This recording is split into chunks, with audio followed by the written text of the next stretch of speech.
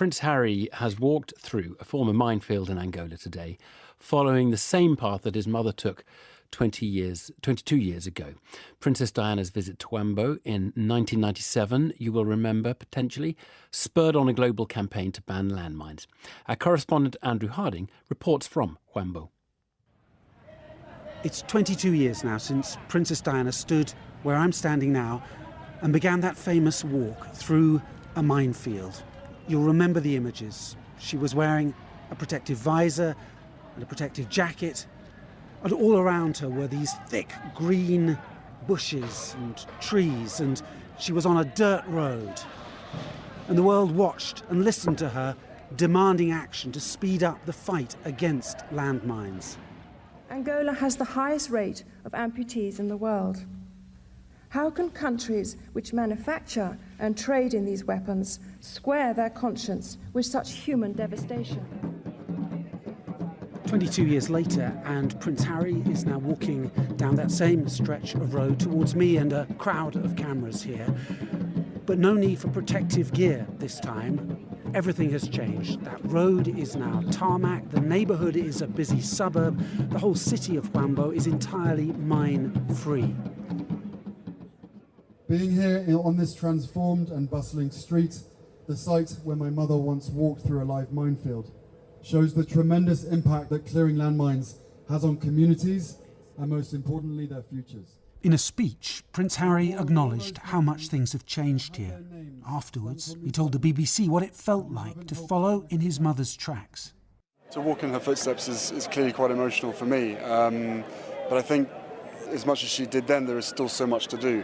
But without question, if she hadn't have campaigned the way that she did, this could arguably still be a minefield. But more than 1,000 minefields across Angola have still not been cleared, something he suggested his mother, had she still been alive, would have campaigned to fix.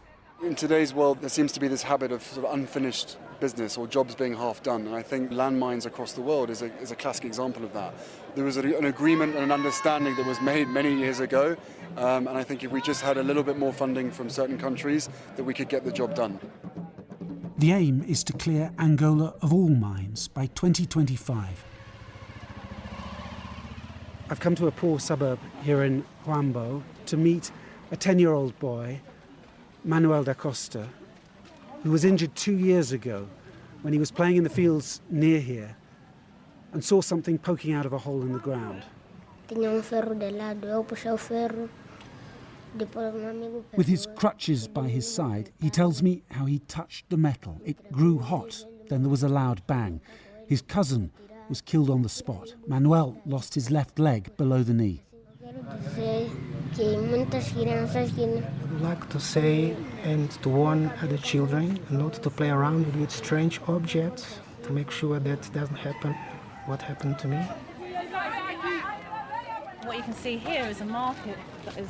And of course, mine clearance work isn't only about saving lives, it's about unlocking the economic potential of communities.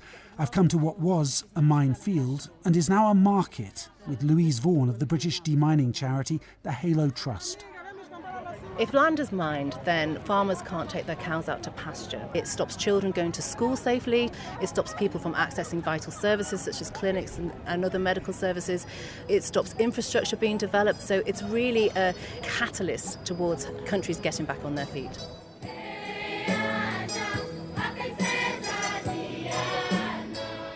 A musical send-off for a foreign prince. The British monarchy may mean precious little to these Angolan school children, but 2 royal visits to the city in 22 years have played and are playing a significant role in the campaign to rid this country and others like it of the enduring scourge of landmines.